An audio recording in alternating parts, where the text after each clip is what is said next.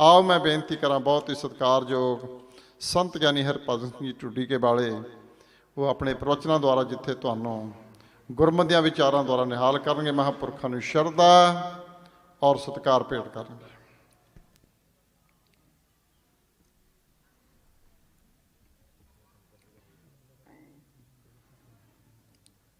तन तन तन जन आया, जिस प्रसाद सब जगत तराया। जन आवन का यह सुआओ, जन का संग चित आवे नाओ। आ मुगत मुगत करै संसार, नानक तिस जन को सदा नमस्कार। संत सहाई जी के भव जल तारन हार, सब ते ऊँचे जानिए नानक नाम प्यार। जिन जानिया सेई तरे, से सिरी सूरे से वीर। नानक तिन बलहारण, हर जप उतरे तीर। साहिब सेवक एक एक समाया, एक दृष्टाया। गुर प्रसाद नानक सच समाया। चवर छतर तख दे मालिक, प्रतख सतगुरु श्री गुरु ग्रंथ साहिब महाराज जी की पावन पवित्र हजूरी विखे सवाएमान हो रहे गुरु खालसा साध संगत जी दास दी निवर गुरफतेह बुलाई प्रवान करो। सारे आखो वाहिगुरु जी का खालसा, वाहिगुरु जी की फतेह। थान सुहावा, जिथे संत सभा। इस स्थान दे महापुरुष जिन्हां दा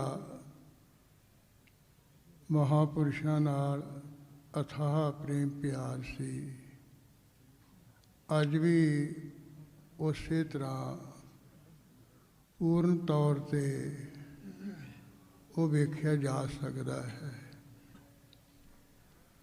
महापुरुषों का दशहरा जिस दिन मनाया गया सी, उस दिन इस स्थान की मौजूदा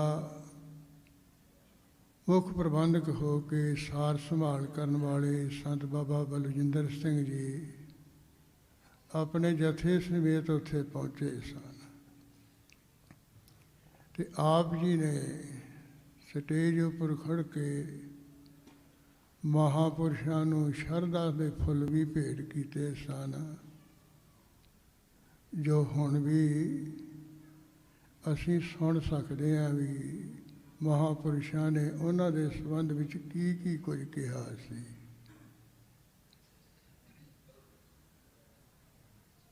मैं इस स्थान ते पहली बार बोल रहा हाँ। अपने वालों मैं कुछ नहीं बोलांगा। विद्यार्थी रूप दे विच संत ज्ञानी मोहन सिंह जी के पासों मैं जिस वेले ये ब्रह्म विद्या प्राप्त कर रहा सी, 1972 विच जिहड़ा जत्था है घुडाणी खुरद विखे आया सी। 13-14 सिंह असी इकट्ठियां हो के महापुरुषों तो आग्या लैके इत्थे आए सी। इत्थे उस वेले निहंग सिंह बाबा मल सिंह जी जो महापुरुषों के पिछे बैठ के जो कीर्तन करते होंगे वो कड़े खड़काउंदे होंदे सी। वो कोई समा संत ज्ञानी गुरबचन सिंह खालसा जी के पास भी रहे सी। ਤੇ ਜਦੋਂ ਇੱਥੇ ਆਏ ਉਹਨਾਂ ਦੇ ਨਾਲ ਫਤਿਹ ਦੀ ਸਾਂਝ ਹੋਈ ਤੇ ਮਹਾਂਪੁਰਸ਼ਾਂ ਨੂੰ ਜਾ ਕੇ ਉਹਨਾਂ ਨੇ ਭੋਰੇ ਦੇ ਅੰਦਰ ਕਹਿ ਦਿੱਤਾ ਕਿ ਮਹਾਰਾਜ ਸੰਤ ਗਿਆਨੀ ਮੋਹਨ ਸਿੰਘ ਜੀ ਦੇ ਵਿਦਿਆਰਥੀ 13-14 ਜਿਹੜੇ ਸਿੰਘ ਹੈ ਇੱਥੇ ਆਏ ਹੋਏ ਨੇ ਤੇ ਆਪ ਜੀ ਦੇ ਨਾਲ ਮਾਰਾ ਮੇਲ ਮਿਲਾਪ ਕਰਿਆ ਚਾਹੁੰਦੇ, ਆਪ ਜੀ ਦੇ ਵਚਨ ਸੁਣਿਆ ਚਾਹੁੰਦੇ ਨੇ। ਮਹਾਂਪੁਰਸ਼ ਕਹਿੰਦੇ ਵੀ ਹੋ ਜੋ ਉਹਨਾਂ ਨੇ ਕਿਹੜਾ ਸੰਸਾਰੀ ਦੁੱਖ ਰੋਣੇ ਹੈ, ਬ੍ਰਹਮ ਵਿਚਾਰ ਕਰਦੇ ਆਏ ਹੈ। ਬ੍ਰਹਮ ਵਿਚਾਰ ਆਪਾਂ ਰਲ ਮਿਲ ਕੇ ਇੱਥੇ ਭੋਰੇ ਤੋਂ ਬਾਹਰ ਆ ਕੇ ਕਰ ਲਾਂਗੇ। ਸਾਡਾ ਕੁਰਸੀ ਦੇ ਉੱਪਰ ਬੈਠਣ ਦਾ ਸਮਾਂ ਹੋ ਹੀ ਚੁੱਕਿਆ ਹੈ। ਉਹਨਾਂ ਸਿੰਘਾਂ ਨੂੰ ਤੁਸੀਂ ਕਹੋ ਵੀ ਇੱਥੇ ਭੋਰੇ ਦੇ ਨੇੜੇ ਆ ਜਾਣ। ਇੱਥੇ ਹੀ 5-7 ਮਿੰਟ ਆਪਾਂ ਰਲ ਮਿਲ ਕੇ ਵਿਚਾਰ ਕਰ ਲਵਾਂਗੇ, ਉਹਨਾਂ ਦੇ ਬਚਨ ਸੁਣ ਲਵਾਂਗੇ, ਮੈਂ ਵੀ ਕੋਈ ਆਪਣੇ ਵੱਲੋਂ ਬਚਨ ਉਹਨਾਂ ਨਾਲ ਕਰ ਲਵਾਂਗਾ। ਮਹਾਂਪੁਰਸ਼ ਆਏ, ਫਤਿਹ ਦੀ ਸਾਂਝ ਹੋਈ। ਆਉਂਦਿਆਂ ਸਾਰ ਉਹਨਾਂ ਨੇ ਪੁੱਛਿਆ ਕੀ ਪੜ੍ਹਦੇ ਹੁੰਦੇ ਅਸੀਂ। 13-14 ਸਿੰਘ ਸੀ, ਸਾਰਿਆਂ ਨੇ ਰਲ ਮਿਲ ਕਹਿਤਾ ਕਿ ਮਹਾਰਾਜ ਪਹਿਲਾਂ ਵਿਚਾਰ ਸਾਗਰ ਪੜ੍ਹਿਆ ਸੀ, ਫਿਰ ਤਰਕ ਸੰਗ੍ਰਹਿ, ਫਿਰ ਬਿਰਤੀ ਪ੍ਰਭਾਕਰ, ਹੁਣ ਇਸ ਵੇਲੇ ਮਹਾਰਾਜ ਮੋਕਸ਼ ਪੰਥ ਚੱਲ ਰਿਹਾ ਹੈ। ਬਹੁਤ ਖੁਸ਼ ਹੋਏ,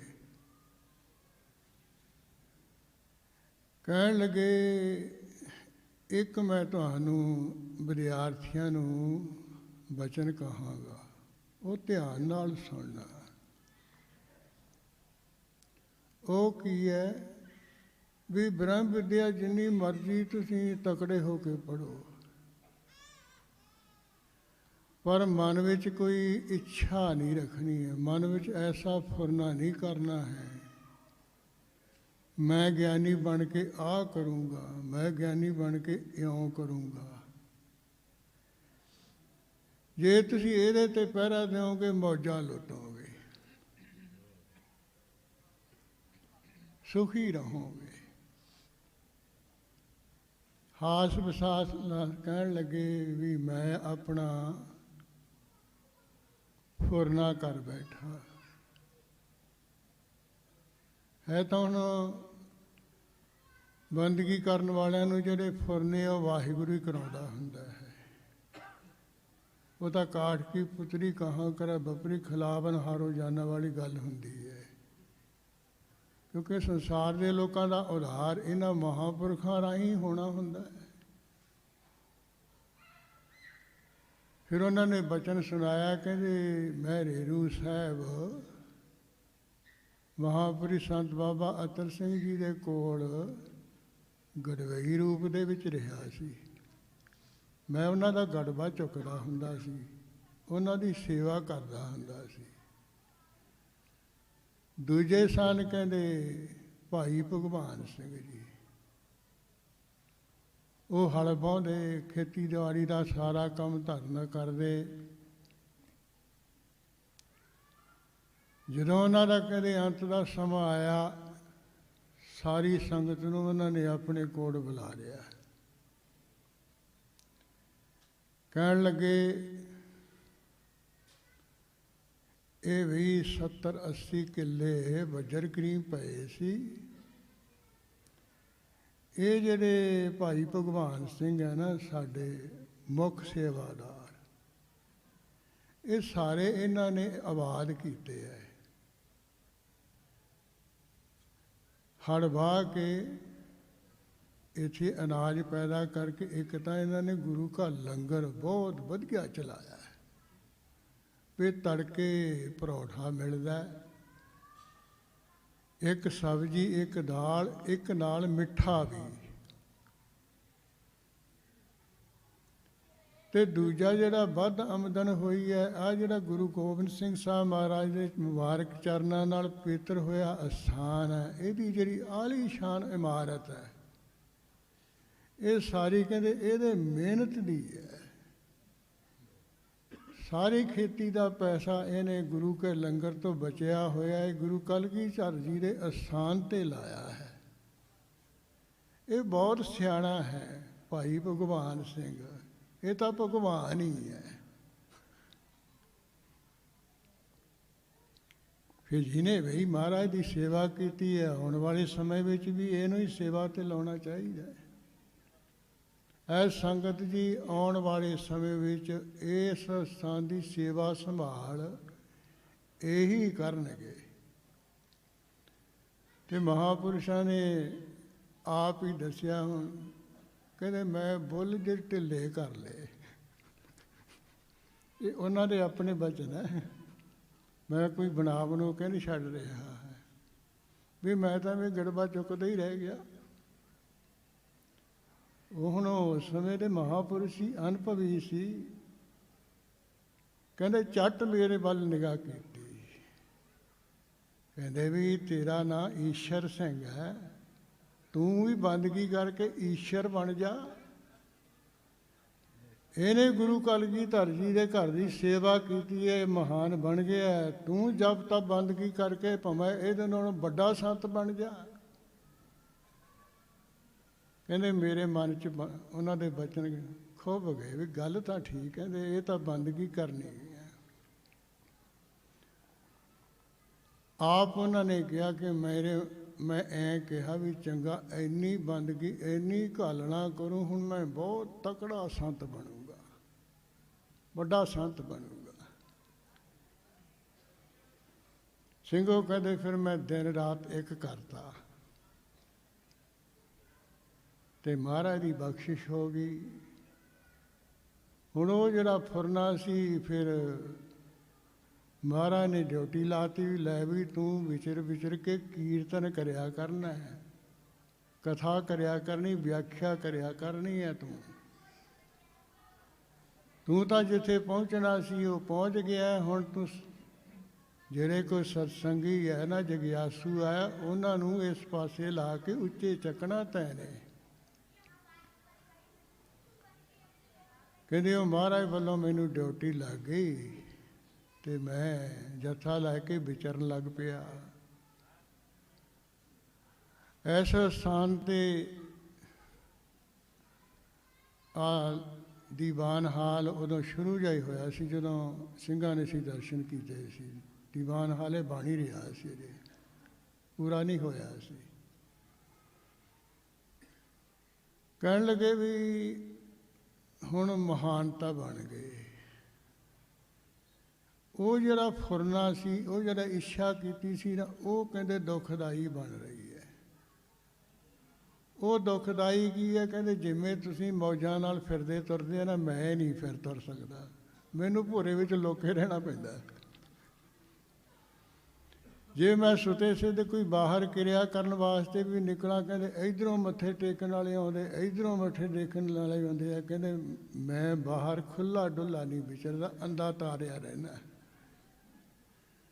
ਚਲੋ ਮਹਾਰਾਜ ਨੇ ਕਿਰਪਾ ਕੀਤੀ ਹੈ। ਕਹਿੰਦੇ ਆਹ ਛੋਟੇ ਸੰਤ ਸਾਰਾ ਕੁਝ ਸੰਭਾਲੀ ਬੈਠੇ ਹੈ, ਪਰ ਇੱਛਾ ਤਾਂ ਮਾੜੀ ਹੈ ਨਾ। ਜੇ ਕਹਿੰਦੇ ਇਹ ਮੈਂ ਇੱਛਾ ਨਾ ਕਰਦਾ, ਫਿਰ ਮੈਨੂੰ ਇੱਥੇ ਅੰਦਰ ਵੜ ਕੇ ਨਹੀਂ ਰਹਿਣਾ ਪੈਣਾ ਸੀ। ਹੁਣ ਮੈਨੂੰ ਲੁੱਕ ਕੇ ਰਹਿਣਾ ਪੈਂਦਾ ਹੈ। ਸੰਗਤ ਵਿੱਚ ਜਦੋਂ ਮੈਂ ਜਾਂਦਾ, ਬੜੇ ਤੇਜ਼ੀ ਨਾਲ ਜਾਂਦਾ। ਇਹ ਤਾਂ ਮਾਤਰ ਨੇ ਵੀ ਜਦੋਂ ਸੰਤ ਗਿਆਨੀ ਗੁਰਬਚਨ ਸਿੰਘ ਖਾਲਸਾ ਜੀ ਨੇ ਆ ਮੰਗਲਾਂ ਦਾ ਕੋਈ ਰੌਲਾ ਗੌਲਾ ਜਿਹਾ ਹੋਇਆ, ਉਦੋਂ ਹਰਖੋ ਵਾਲੀਏ, ਕਹਾਰਪੁਰਗੇ, ਨਾਨਕਸਰ ਵਾਲੇ, ਇਹ ਰਾੜੇ ਸਾਹਿਬ ਵਾਲੇ ਮਹਾਂਪੁਰਖ, ਸੇਵਾ ਪੰਥੀਏ, ਨਿਰਮਲੇ, ਉਦਾਸੀ, ਸੰਨਿਆਸੀ, ਨਿਹੰਗ ਸਿੰਘ, ਜਿੰਨੀਆਂ ਸਿੱਖ ਬੰਦੀਆਂ ਸਾਰੀਆਂ ਇੱਥੇ ਵੀ ਇਕੱਠੀਆਂ ਕੀਤੀਆਂ ਸੀ, ਉੱਥੇ ਵੀ ਹਰਖੋਵਾਲ ਵੀ। ਤੇ ਦਾਸ ਨੇ ਦੇਖਿਆ ਵੀ ਉਹ ਜਦੋਂ ਸਟੇਜ ਤੇ ਮਹਾਂਪੁਰਸ਼ਾਂ ਦੇ ਵੱਲ ਨੂੰ ਗਏ ਆ ਨਾ, ਬੜੀ ਤੇਜ਼ੀ ਨਾਲ ਗਏ ਸੀ। ਉੱਠ ਉੱਠ ਕੇ ਲੋਕ ਭੱਜ ਭੱਜ ਕੇ ਮੱਥਾ ਟੇਕਦੇ ਸੀ। ਉਹ ਚਾਹੁੰਦੇ ਸੀ ਵੀ ਇਹ ਸਾਰੇ ਸ੍ਰੀ ਗੁਰੂ ਗ੍ਰੰਥ ਸਾਹਿਬ ਨੂੰ ਮੱਥਾ ਟੇਕਣ, ਮੈਨੂੰ ਨਾ ਕੋਈ ਟੇਕੇ। ਅੱਗੇ ਪਿੱਛੇ ਤਾਂ ਚਲੋ ਹੋ ਜਾਏ, ਜਦੋਂ ਗੁਰੂ ਮਹਾਰਾਜ ਦਾ ਪ੍ਰਕਾਸ਼ ਹੋਵੇ, ਜਿਹੜੇ ਮਹਾਰਾਜ ਦੇ ਦਰੋਂ ਘਰੋਂ ਵਰਸਾਏ ਹੋਏ ਆ, ਫਿਰ ਉਹ ਐਸਾ ਕੁਛ ਨਹੀਂ ਚਾਹੁੰਦੇ। ਤੇ ਗਏ, ਫਟਾਫਟ ਸਟੇਜ ਤੇ ਬੈਠੇ ਤੇ ਸਾਰਿਆਂ ਨੇ ਵਿਚਾਰ ਵਟਾਂਦਰੇ ਰਾਗਮਾਲਾ ਵਿੱਚ ਸੰਬੰਧ ਵਿੱਚ ਕੀਤੇ ਸੀ। ਉੱਥੇ ਮਾਤਰ ਨੇ ਵੀ ਦਰਸ਼ਨ ਉਹਨਾਂ ਦੇ ਕੀਤੇ ਸੀ। ਇੱਥੇ ਫਿਰ ਉਹਨਾਂ ਨੇ ਇਹ ਕਿਹਾ ਵੀ ਸਿੰਘੋ, ਬਾਕੀ ਜਿੰਨੀ ਮਰਜ਼ੀ ਵਿਦਿਆ ਪੜ੍ਹੋ, ਪਰ ਇੱਛਾ ਨਾ ਕੋਈ ਰੱਖਿਓ। ਜੇ ਇੱਛਾ ਕਰ ਲਈ ਫਿਰ ਤੁਸੀਂ ਮੇਰੇ ਵਾਂਗੂ ਫਸ ਜਾਓਗੇ, ਨਹੀਂ ਸਾਰੀ ਜ਼ਿੰਦਗੀ ਮੌਜਾਂ ਲੁੱਟੋਗੇ। ਇੱਕ ਵਾਰੀ ਸੰਤ ਬਾਬਾ ਕਿਸ਼ਨ ਸਿੰਘ ਜੀ ਦੇ ਕੋਲ ਆਏ ਸੀ। ਉਦੋਂ ਵੀ ਅਸੀਂ 13-14 ਸਿੰਘ, ਉਦੋਂ ਵੀ ਕਢਾਣੀ ਤੋਂ ਹੀ ਆਏ ਸੀ।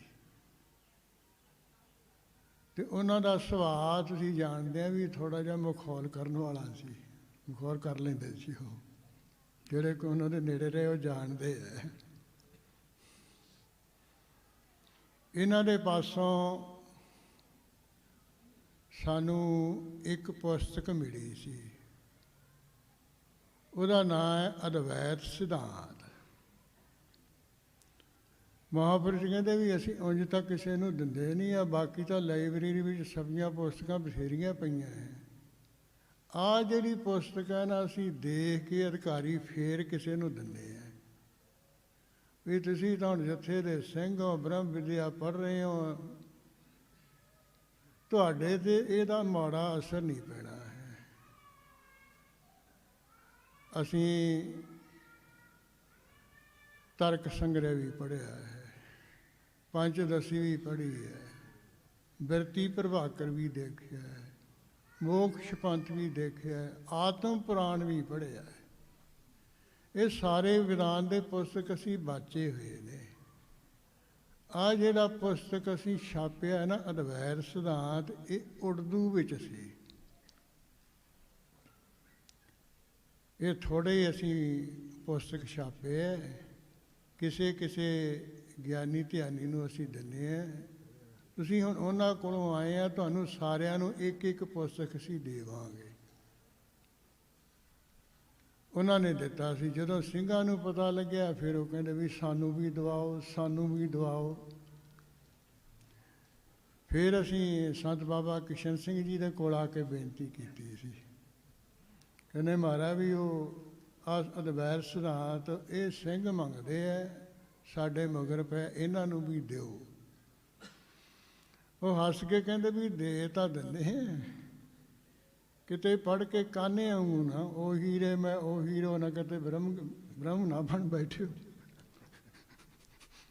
ਉਹਨਾਂ ਦੇ ਬਚਨ ਹੈ, ਕਹਿੰਦੇ ਕਿਤੇ ਬ੍ਰਹਮ ਨਾ ਬਣ ਬੈਠੇ ਹੋ। ਇਹ ਅਦਵੈਤ ਸਿਧਾਂਤ ਜਿਹੜਾ ਪੁਸਤਕ ਹੈ ਨਾ, ਇਹ ਜਿਵੇਂ ਵਿਚਾਰ ਸਾਗਰ ਵਾਲੇ ਨੇ ਕਿਹਾ ਨਾ, ਮਤ ਮੈਂ ਲਿਖਿਆ, ਮਤ ਲਿਖਿਆ ਸੋ ਮੈਂ ਸ਼ੁੱਧ ਅਪਾਰ, ਇਹ ਕਿਤੇ ਸੁੱਧ ਸਰੂਪ ਨਾ ਬਣ ਰਹੇ ਹੋ। ਸਿੰਘ ਕਹਿੰਦੇ ਨਹੀਂ ਮਹਾਰਾਜ, ਸਾਡੇ ਜਿਹੜੇ ਮਹਾਂਪੁਰਸ਼ ਸੰਤ ਗਿਆਨੀ ਮੋਹਨ ਸਿੰਘ ਹੈ, ਉਹ ਤਾਂ ਆਪ ਨਹੀਂ ਕੁਛ ਹੁਣ ਤੱਕ ਬਣੇ, ਤੇ ਉਹਨਾਂ ਤੋਂ ਅਸੀਂ ਵਿਦਿਆ ਪੜ੍ਹ ਰਹੇ, ਅਸੀਂ ਕਿਵੇਂ ਬਣਾਂਗੇ। ਕਹਿੰਦੇ ਬਸ ਇਹੀ ਹੈ ਵੀ ਇਹ ਪੜ੍ਹ ਕੇ ਇਹਦਾ ਅਸਰ ਜੇ ਕੋਈ ਦੂਜੇ ਰੂਪ ਦੇ ਵਿੱਚ ਬਣ ਕੇ ਤੇ ਰੱਬ ਬਣ ਕੇ ਬਹਿ ਜਾਂਦਾ ਹੈ, ਤੇ ਤੁਸੀਂ ਨਾ ਕਿਤੇ ਬਣ ਬੈਠੇ ਹੋ। ਸੋ ਇਹ ਮਹਾਂਪੁਰਸ਼ਾਂ ਨੇ ਇਸ ਅਸਥਾਨ 'ਤੇ ਬੈਠ ਕੇ ਬੰਦਗੀ ਕੀਤੀ, ਘਾਲਣਾ ਕੀਤੀ, ਕਮਾਈ ਕੀਤੀ, ਤੇ ਇਹਨੂੰ ਭਾਗ ਲੱਗੇ ਹੋਏ ਹੈ। ਇਸ ਅਸਥਾਨ 'ਤੇ ਜਦੋਂ ਵੀ ਕਿਤੇ ਮਹਾਂਪੁਰਸ਼ ਆਉਂਦੇ ਸਨ ਤੇ ਲੰਗਰ ਪਾਣੀ ਉਹ ਮਹਾਂਪੁਰਸ਼ ਕਰਿਆ ਕਰਦੇ ਸਨ। ਦੂਜੀ ਵਾਰ ਜਦੋਂ ਜੱਥਾ ਆਇਆ, ਉਦੋਂ ਕਢਾਣੀ ਕਲਾਂ ਵਿਖੇ ਮਹਾਂਪੁਰਸ਼ਾਂ ਨੇ ਸਿੰਘ ਭੇਜੇ ਕਿ ਮਹਾਰਾਜ ਇੱਕ ਦਿਨ ਲੰਗਰ ਪਾਣੀ ਦੀ ਸੇਵਾ ਸਾਨੂੰ ਦਿਓ। ਤੇ ਪੁੱਛਿਆ ਵੀ ਕੋਈ ਲੰਗਰ ਦੇ ਕਿੰਨੇ ਪ੍ਰਸ਼ਾਦੇ ਆਏ ਹੈ। ਉਹ ਕਹਿੰਦੇ ਜੀ ਇਹ ਤਾਂ ਪਹਿਲਾਂ ਹੀ ਬੁੱਕ ਹੋਏ ਪਏ ਹੈ, ਕੋਈ ਦਿਨ ਨਹੀਂ ਵਿਹਲਾ। ਮਹਾਂਪੁਰਸ਼ ਕਹਿੰਦੇ ਚੰਗਾ ਵੀ ਜਿੱਦਣ ਜੱਥਾ ਇੱਥੋਂ ਅੱਗੇ ਜਾਊ ਨਾ, ਇੱਥੋਂ ਦੀ ਤੁਸੀਂ ਲੰਘਣਾ ਅੱਗੇ, ਚਲ ਇੱਥੇ ਜਾਂਦੇ ਜਾਂਦੇ ਦਰਸ਼ਨ ਦੇਣਾ, ਅਸੀਂ ਵੀ ਦਰਸ਼ਨ ਕਰ ਲਾਂਗੇ ਤੇ ਉਹ ਵੀ ਇਸ ਸਥਾਨ ਦੇ ਦਰਸ਼ਨ ਕਰਨ ਲਈ ਜਾਂਦੇ ਜਾਂਦੇ ਕਰ ਲਾਂਗੇ। ਰੱਬ ਦੀ ਨੇਤ, ਜਿਹੜਾ ਬੱਸ ਵਾਲਾ ਕੋਈ ਲੇਟ ਆਇਆ, ਉਹਨੇ ਡਰਾਈਵਰ ਦੇ ਕੰਨ 'ਚ ਫੂਕ ਮਾਰਤੀ, ਕਹਿੰਦਾ ਵੀ ਤੈਨੂੰ ਕੋਈ ਕਹੀ ਜਾਵੇ ਤੂੰ ਬੱਸ ਨਹੀਂ ਰੋਕਣੀ। ਹੁਣ ਗੱਲਬਾਤ ਤਾਂ ਸਾਰੀ ਪੱਕੀ ਹੋਈ ਸੀ ਵੀ ਚਲੋ ਜਾਂਦੇ ਜਾਂਦੇ ਦਰਸ਼ਨ ਮੇਲੇ ਹੋ ਜਾਣਗੇ। ਉਹ ਡਰਾਈਵਰ ਨੇ ਕੀ ਕੀਤਾ, ਬੱਸ ਕਿਸੇ ਨੇ ਸੁਣੀ ਨਹੀਂ, ਦਬਲ ਕੇ ਲੈ ਗਿਆ ਬੱਸ। ਤੇ 15 ਦਿਨਾਂ ਪਿੱਛੋਂ ਜਦੋਂ ਪ੍ਰੋਗਰਾਮ ਸਮਾਪਤ ਹੋਇਆ, ਫਿਰ ਸੰਤ ਗਿਆਨੀ ਮੋਹਨ ਸਿੰਘ ਜੀ ਵਿਸ਼ੇਸ਼ ਤੌਰ 'ਤੇ ਮਹਾਂਪੁਰਸ਼ਾਂ ਕੋਲ ਇੱਥੇ ਆਏ ਸੀਗੇ। ਕਹਿੰਦੇ ਮਹਾਰਾਜ ਤੁਹਾਨੂੰ ਮਹਾਤਮਾ ਨੂੰ ਕੀ ਕਹਿਣਾ, ਤੁਹਾਨੂੰ ਸਭ ਕੁਛ ਹੀ ਪਤਾ ਹੈ। ਤੇ ਨਾਲ ਜਿਵੇਂ ਉਹਨਾਂ ਦਾ ਨਿਮਰਤਾ ਸੀ, ਕਹਿੰਦੇ ਮਹਾਰਾਜ ਖਿਮਾ ਕਰ ਦੇਣੀ। ਕਹਿੰਦੇ ਭਾਈ ਮਹਾਂਪੁਰਸ਼ ਕਹਿੰਦੇ ਭਾਈ ਤੁਹਾਡਾ ਤਾਂ ਕੋਈ ਕਸੂਰ ਨਹੀਂ, ਇਹ ਤਾਂ ਡਰਾਈਵਰ ਲੈ ਗਿਆ ਦਬਲ ਕੇ, ਤੁਸੀਂ ਥੋੜ੍ਹਾ ਦਬਲ ਕੇ ਬੱਸ ਲਗਾਏ। ਇਸ ਤਰ੍ਹਾਂ ਦੇ ਬਚਨ ਵਿਲਾਸ ਉਹਨਾਂ ਨਾਲ ਹੋਏ। ਸੰਤ ਗਿਆਨੀ ਮੋਹਨ ਸਿੰਘ ਜੀ ਬੜੀ ਉੱਚੀ ਅਵਸਥਾ ਦੇ ਮਾਲਕ ਸਨ, ਕਿਉਂਕਿ ਉਹਨਾਂ ਦੇ ਸੰਬੰਧ ਵਿੱਚ ਮਹਾਂਪੁਰਸ਼ਾਂ ਨੇ ਆ ਸਮਾਂ ਬਣਾਇਆ ਹੈ, ਉਦਮ ਕੀਤਾ ਹੈ। ਇਹ ਵਧਾਈ ਦੇ ਪਾਤਰ ਹੈ ਮਹਾਂਪੁਰਸ਼। ਤੁਹਾਡੇ ਦਰਸ਼ਨ ਮਹਾਤਮਾ ਨੂੰ ਕਰਨ ਨੂੰ ਮਿਲ ਰਹੇ ਹੈ, ਅਤੇ ਮਹਾਂਪੁਰਸ਼ਾਂ ਦੇ ਬਚਨ ਵਿਲਾਸ ਕਰਨ ਵਾਸਤੇ ਮੈਨੂੰ ਇਹ ਸੁਭਾਗ ਸਮਾਂ ਹੋਇਆ ਹੈ। ਅੱਧਾ 1 ਘੰਟਾ ਸਮਾਂ ਮੈਨੂੰ ਦਿੱਤਾ ਗਿਆ ਹੈ, 5-7 ਮਿੰਟ ਹੋਰ ਰਹਿੰਦੇ ਹਨ। ਉਹਨਾਂ ਵਿੱਚ ਹੀ ਮੈਂ ਸੰਤ ਗਿਆਨੀ ਗੁਰਬਚਨ ਸੰਤ ਗਿਆਨੀ ਮੋਹਨ ਸਿੰਘ ਜੀ ਦੇ ਸੰਬੰਧ ਵਿੱਚ ਕੁਝ ਕਹਾਂਗਾ। ਸ੍ਰੀ ਅਨੰਦਪੁਰ ਸਾਹਿਬ ਵਿਖੇ ਨੇਤਰਹੀਣ ਵਿਦਿਆਲਾ ਹੈ। ਇਹ ਜਗ੍ਹਾ ਜਿਹੜੀ ਹੈ ਹਜ਼ੂਰ ਸਾਹਿਬ ਦੇ ਵਿੱਚ ਪੁਜਾਰੀ ਦੀ ਸੇਵਾ ਕਰਨ ਵਾਲੇ ਬਾਬਾ ਹਰਨਾਮ ਸਿੰਘ ਜੀ ਸਨ। ਉੱਥੇ ਕੋਈ ਕਿਸੇ ਗੱਲੋਂ ਤਕਰਾਰ ਹੋ ਗਿਆ ਸੀ, ਉਹਨਾਂ ਤੋਂ ਪੁਜਾਰੀ ਦੀ ਸੇਵਾ ਖੋਹ ਲਈ ਗਈ ਸੀ। ਫਿਰ ਉਹ ਬਰਾਗ ਵਿੱਚ ਰਹਿੰਦੇ ਸਨ ਤੇ ਗੁਰੂ ਕਲਗੀਧਰ ਜੀ ਨੂੰ ਕਹਿੰਦੇ ਮਹਾਰਾਜ ਵੀ ਹੁਣ ਮੈਂ ਦੱਸੋ ਕਿੱਥੇ ਜਾਵਾਂ, ਕਿੱਥੇ ਜਾਵਾਂ।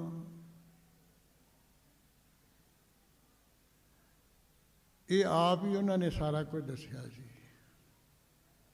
ਕਹਿੰਦੇ ਗੁਰੂ ਕਲਗੀਧਰ ਜੀ ਨੇ ਕਿਹਾ ਵੀ ਤੂੰ ਸ੍ਰੀ ਅਨੰਦਪੁਰ ਸਾਹਿਬ ਚਲਾ ਜਾ, ਇਹ ਵੀ ਸਾਡਾ ਤਖਤ ਹੈ, ਉਹ ਵੀ ਸਾਡਾ ਤਖਤ ਹੈ। ਉੱਥੇ ਜਾ ਕੇ ਸੇਵਾ ਕਰ ਲੈ, ਉੱਥੇ ਜਾ ਕੇ ਜਗ੍ਹਾ ਬਣਾ ਲੈ, ਉੱਥੇ ਬੈਠ ਕੇ ਨਾਮ ਜਪ ਲੈ। ਕਹਿੰਦੇ ਉਹ ਮਹਾਰਾਜ ਦੀ ਆਗਿਆ ਨਾਲ ਫਿਰ ਮੈਂ ਇੱਥੇ ਆ ਜਗ੍ਹਾ ਆ ਕੇ ਖਰੀਦ ਲਈ। ਆਬਾਦ ਹੋ ਗਈ ਜਗ੍ਹਾ। ਮੇਰੇ ਮਨ ਦਾ ਫੁਰਨਾ ਸੀ ਵੀ ਇਹ ਜਗ੍ਹਾ 'ਤੇ ਕੋਈ ਕਥਾ ਵਾਰਤਾ ਹੋਵੇ ਜਾਂ ਕੀਰਤਨ ਹੋਵੇ, ਕੋਈ ਨਾ ਕੋਈ ਵਿਦਿਆਲਾ ਚੱਲੇ। ਇਸ ਤਰ੍ਹਾਂ ਦਾ ਮੇਰਾ ਫੁਰਨਾ ਬਣਿਆ ਅਤੇ ਫਿਰ ਖਿਆਲ ਆਇਆ ਵੀ ਇਹ ਜਿਹੜੀ ਜਗ੍ਹਾ ਹੈ ਹੁਣ ਕਿਸ ਨੂੰ ਸੰਭਾਲੀ ਜਾਵੇ। ਸਾਰੇ ਚਾਹੁੰਦੇ ਸੀ ਵੀ ਸਾਨੂੰ ਇਹ ਮਿਲ ਜਾਏ, ਸਾਨੂੰ ਮਿਲ ਜਾਏ, ਕਿਉਂਕਿ ਸਟੇਸ਼ਨ ਦੇ ਬਹੁਤ ਨੇੜੇ ਜਗ੍ਹਾ ਹੈ ਇਹ, ਅਤੇ ਅੱਜ ਕੱਲ੍ਹ ਇਹਦੀ ਕਰੋੜਾਂ ਰੁਪਏ ਕੀਮਤ ਹੈ। ਬਹੁਤ ਮਹਿੰਗੀ ਜਗ੍ਹਾ ਹੈ, ਰੋਡ ਦੇ ਉੱਪਰ ਹੈ। ਫਿਰ ਅਖੀਰੀ ਮਨ ਵਿੱਚ ਖਿਆਲ ਆਇਆ ਵੀ ਇਹ ਮੈਂ ਜਗ੍ਹਾ ਸੰਤ ਗਿਆਨੀ ਮੋਹਨ ਸਿੰਘ ਜੀ ਨੂੰ ਭੇਟਾ ਕਰਾਂ, ਉਹ ਮੇਰਾ ਇਹ ਮਨ ਦਾ ਫੁਰਨਾ ਪੂਰਾ ਕਰ ਦੇਣਗੇ। ਉਹ ਇੱਥੇ ਜਾਂ ਤਾਂ ਕੋਈ ਕਥਾ ਦਾ ਪ੍ਰਬੰਧ ਕਰ ਦੇਣਗੇ, ਨਹੀਂ ਕੋਈ ਨਾ ਕੋਈ ਕੀਰਤਨ ਵਿਦਿਆਲਾ ਖੋਲ੍ਹ ਦੇਣਗੇ। ਕਹਿੰਦੇ ਮੈਂ ਇਹਨਾਂ ਕੋਲ ਆਇਆ, ਬੇਨਤੀ ਕੀਤੀ ਕਿ ਮਹਾਰਾਜ ਮੈਂ ਅਨੰਦਪੁਰ ਸਾਹਿਬ ਜਗ੍ਹਾ ਮਹਾਰਾਜ ਦੇ ਹੁਕਮ ਨਾਲ ਖਰੀਦੀ ਹੈ, ਆਬਾਦ ਕੀਤੀ ਹੈ, ਉਹਨੂੰ ਮਹਾਰਾਜ ਹੁਣ ਤੁਸੀਂ ਸੰਭਾਲੋ। ਇਹ ਮਹਾਂਪੁਰਸ਼ ਕਹਿੰਦੇ ਮੈਂ ਤਾਂ ਆਹ ਜਿਹੜੀ ਜਗ੍ਹਾ ਇਹ ਕਿਸੇ ਨੂੰ ਸੰਭਾਲਣ ਨੂੰ ਫਿਰਦਾ, ਮੇਰੇ ਤਾਂ ਇਹ ਨਹੀਂ ਸਮਝੇ ਤੇਰੀ ਕਿਵੇਂ ਸੰਭਾਲਾਂ। ਮੈਥੋਂ ਨਹੀਂ ਸੰਭਾਲੀ ਜਾਣੀ ਹੈ, ਤੂੰ ਹੋਰ ਕਿਸੇ ਨੂੰ ਦੇ ਦੇ। ਉਹ ਫਿਰ ਸਿੰਘ ਸਾਹਿਬ ਗਿਆਨੀ ਕਿਰਪਾਲ ਸਿੰਘ ਕੋਲ ਬੋਲਿਆ, ਕਹਿੰਦਾ ਵੀ ਬਾਕੀ ਤਾਂ ਮੇਰੇ ਮਗਰ ਪਏ ਆ ਵੀ ਸਾਡੇ ਨਾਲ ਵਾ, ਸਾਡੇ ਨਾਲ ਵਾ। ਮੈਂ ਜਿਨ੍ਹਾਂ ਦੇ ਨਾਲ ਹੋਣਾ ਚਾਹੁੰਦਾ ਉਹ ਕਹਿੰਦੇ ਨੇ ਸੀ, ਤੂੰ ਸਾਡੀ ਸੰਭਾਲ ਲਾ।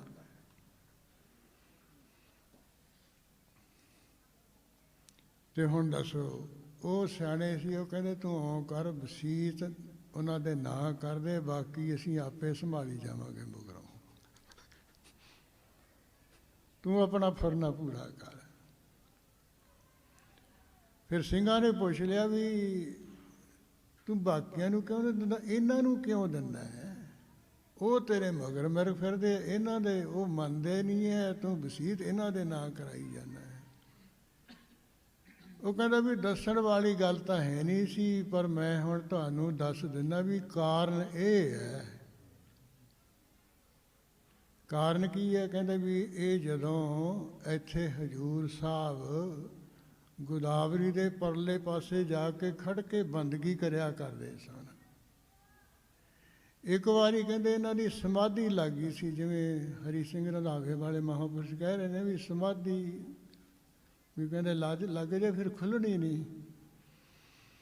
ਇਹਨਾਂ ਦੀ ਵੀ ਕਹਿੰਦੇ ਐਸੀ ਸਮਾਧੀ ਲੱਗ ਗਈ ਸੀ। 7-8 ਦਿਨ ਕਹਿੰਦੇ ਅੰਤਰਮੁਖ ਹੋਏ ਸੰਤ ਗਿਆਨੀ ਮੋਹਨ ਸਿੰਘ ਜੀ ਬੈਠੇ ਰਹੇ। ਰਾਤ ਨੂੰ ਕਿਤੇ 9-10 ਵਜੇ ਸਮਾਧੀ ਇਹਨਾਂ ਦੀ ਖੁੱਲ੍ਹੀ।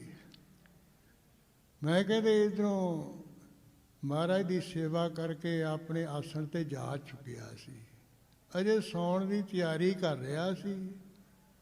ਆਵਾਜ਼ ਆਈ, ਉਹ ਹੈਡ ਪੁਜਾਰੀ ਉੱਠ, ਜੋ ਗੁਰੂ ਕੇ ਲੰਗਰ ਵਿੱਚ ਤੇਰੇ ਪ੍ਰਸ਼ਾਦਾ ਪਿਆ ਥਾਲ ਵਿੱਚ ਪਾ, ਢੱਕ ਕੇ ਗੋਦਾਵਰੀ ਵੱਲ ਨੂੰ ਚੱਲ। ਸਾਡਾ ਜਿਹੜਾ ਸਿੰਘ ਹੈ 7 ਦਿਨਾਂ ਦਾ ਭੁੱਖਾ ਬੈਠਾ, ਉਹਨੂੰ ਜਾ ਕੇ ਭੋਜਨ ਛਕਾ। ਇੱਥੇ ਬੈਠਾ ਉਹ।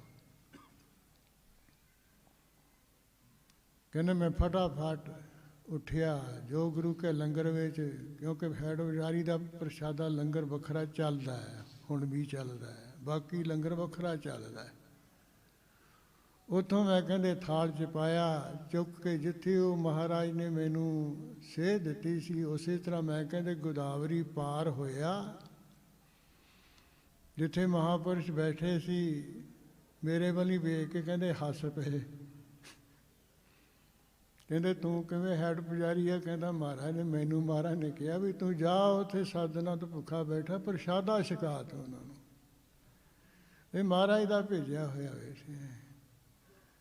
ਕਹਿੰਦੇ ਫਿਰ ਉਹ ਐਸਾ ਕੁਛ ਦੇਖ ਕੇ ਵੀ ਜਿਹਦੇ ਉੱਪਰ ਮਹਾਰਾਜ ਦੀ ਕਿਰਪਾ ਐਡੀਆਂ ਵੱਡੀਆਂ ਸਮਾਧੀਆਂ ਇਹ ਲਾਉਂਦਾ ਹੈ, ਫਿਰ ਇਹੋ ਜਿਹੇ ਨੂੰ ਹੀ ਜਗ੍ਹਾ ਮੈਂ ਇਹ ਭੇਟਾ ਕਰਾਂ। ਕਹਿੰਦੇ ਇਸ ਕਰਕੇ ਮੇਰਾ ਇਹ ਤੀਬਰ ਫੁਰਨਾ ਬਣਿਆ ਸੀ ਵੀ ਜੇ ਜਗ੍ਹਾ ਭੇਟਾ ਕਰਨੀ ਤਾਂ ਇਹਨਾਂ ਨੂੰ ਕਰਨੀ, ਇਹ ਮਹਾਨ ਹੈ। ਇੱਕ ਵਚਨ ਮੈਂ ਹੋਰ ਕਹਿ ਕੇ ਮਹਾਂਪੁਰਸ਼ਾਂ ਦਾ ਸਮਾਪਤੀ ਕਰਾਂਗਾ, ਕਿਉਂਕਿ 2 ਮਿੰਟ ਬਾਕੀ ਰਹਿੰਦੇ। ਉਹ ਸੀ ਇੱਕ ਬਹੁਤ ਤਕੜਾ ਅਫਸਰ, ਬੰਦਗੀ ਘਾਲਣਾ ਕਰਦਾ ਸੀ। ਘਾਲਣਾ ਕਰਦਿਆਂ ਕਰਦਿਆਂ ਅਵਸਥਾ ਜਦੋਂ ਉਹਦੀ ਖੁੱਲ੍ਹੀ, ਉਹਦੇ ਵੀ ਥੋੜ੍ਹਾ ਬਹੁਤਾ ਰੁਕਾਵਟ ਆਈ। ਉਹਦੇ ਸਾਧੂਆਂ ਸੰਤਾਂ ਨੂੰ ਉਹਨੇ ਅਵਸਥਾ ਦੀ ਗੱਲ ਪੁੱਛੀ, ਕਿਸੇ ਨੇ ਕੁਛ ਨਾ ਪੱਲੇ ਪਾਇਆ। ਅਖੀਰੀ ਕਿਸੇ ਨੇ ਕਿਹਾ ਵੀ ਜੇ ਤੂੰ ਕੋਈ ਅਵਸਥਾ ਦੀ ਗੱਲ ਦਾ ਨਿਰਣਾ ਕਰਨਾ ਨਾ, ਫਿਰ ਅੱਜ ਦੇ ਸਮੇਂ ਮਹਾਨ ਅਵਸਥਾ ਦੇ ਮਾਲਕ ਸੰਤ ਗਿਆਨੀ ਮੋਹਨ ਸਿੰਘ ਜੀ ਭਿੰਡਰਾਂ ਵਿੱਚ ਬੈਠੇ ਹੈ।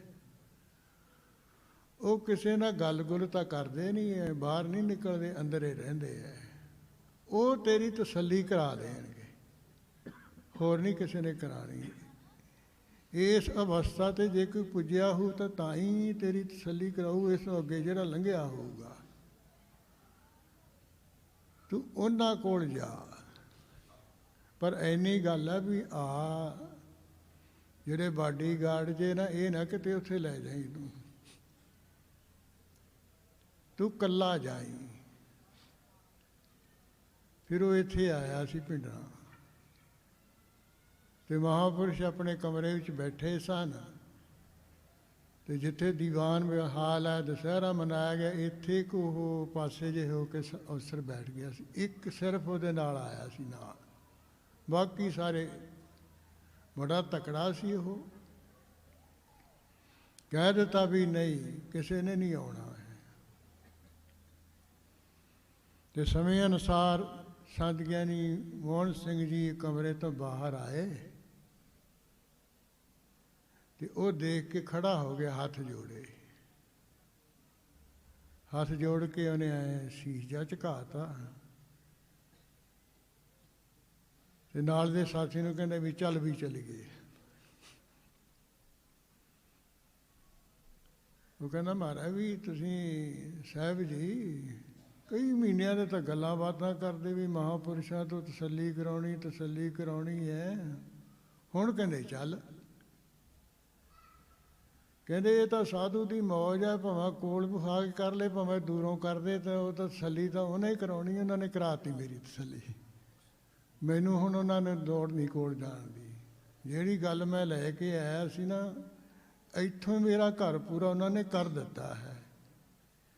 ਆ ਜਿਹੜੇ ਮੈਂ ਲਫ਼ਜ਼ ਅੱਜ ਕਹਿ ਰਿਹਾ, ਇੱਥੇ ਪਹਿਲੀ ਵਾਰ ਕਹਿ ਰਿਹਾ, ਕਿਉਂਕਿ ਉਹ ਇਹੋ ਜਿਹੇ ਲਫ਼ਜ਼ ਸੁਣਨ ਨੂੰ ਤਿਆਰ ਨਹੀਂ ਸੀ ਮਹਾਂਪੁਰਸ਼। ਸੋ ਧੰਨ ਧੰਨ ਧੰਨ ਜਨ ਆਇਆ, ਜਿਸ ਪ੍ਰਸਾਦ ਸਭ ਜਗਤ ਰਾਇਆ।